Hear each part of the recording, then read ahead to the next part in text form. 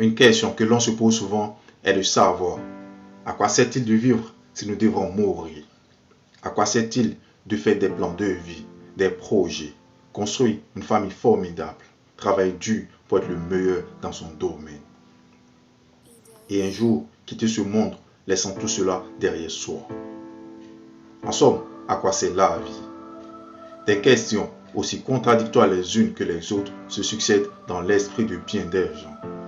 À vous, j'aimerais dire ceci. Sachez faire la différence entre votre vie et vos conditions de vie. Votre vie est l'énergie qui vous anime. Vous êtes la vie.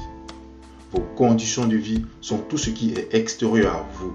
Votre famille, votre travail, vos acquisitions, vos traditions, votre religion, etc. Votre vie est éternelle. Vos conditions de vie sont éphémères. Vous pourriez perdre une grosse somme d'argent, votre travail, un titre. Peu importe ce que vous pourriez perdre, cela n'aurait aucun effet sur vous, à moins que vous décideriez d'être affecté. Mais la plus catastrophique est de vous perdre vous-même dans ce monde. Dans un verset de la Bible, à Matthieu 16, verset 26, on peut lire ceci. Et que servirait-il à un homme de gagner le monde s'il perdait son âme?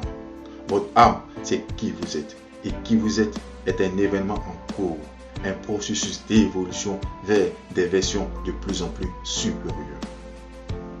Alors, pour ne pas vous perdre dans ce monde, ne cherchez pas un sens à la vie, mais donnez un sens à la vie. Si vous cherchez un sens à la vie, ce sont les autres qui vous en donneront. Ce sont les circonstances qui vous en donneront. C'est le monde qui vous donnera une réponse. Et cette réponse ira à l'encontre de qui vous êtes destiné à être. Donner un sens à la vie, c'est vivre sa vérité. Quelles que soient les circonstances que le monde vous présentera, c'est vous qui déciderez du sens de ces circonstances. Donner un sens à la vie, c'est trouver ses propres réponses. Ainsi, vous créerez votre vie, vous l'influencerez positivement.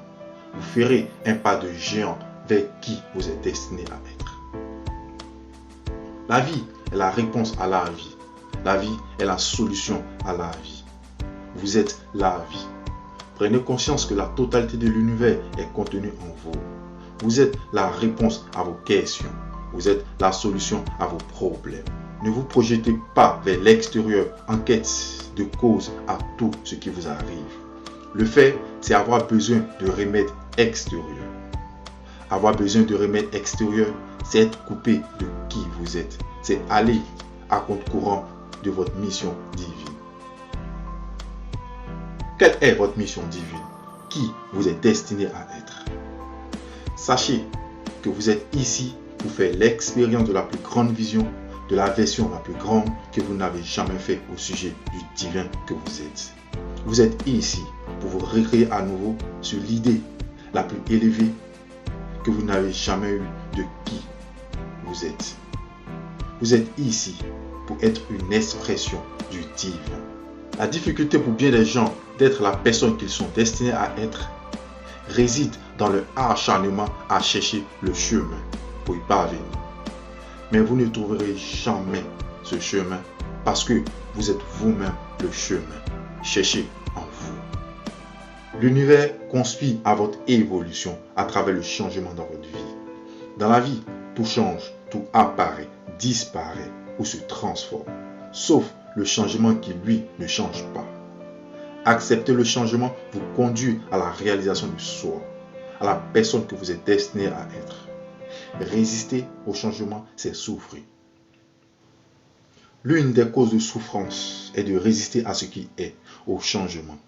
Acceptez tout ce qui vous arrive, bénissez tout ce qui vous arrive, parce que tout est utile à votre devenir, à votre évolution.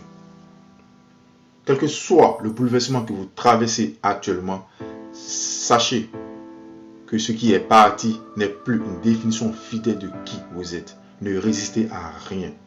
Ouvrez-vous au changement, laissez-vous porter par le courant de la vie vers la personne que le divin vous appelle à être. Qui vous êtes destiné à être n'est pas cette personne qui cherche à être meilleure que les autres, mais meilleure qu'elle ne l'était hier. Qui vous êtes destiné à être n'est pas cette personne triste mais cette personne qui fait de la joie son devoir.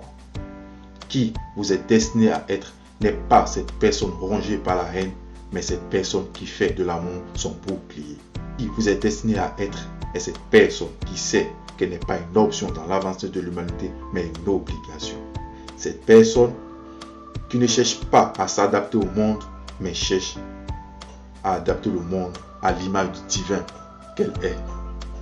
Si vous avez aimé la vidéo, abonnez-vous et partagez, parce que nous ne devons pas être les seuls à détenir la connaissance.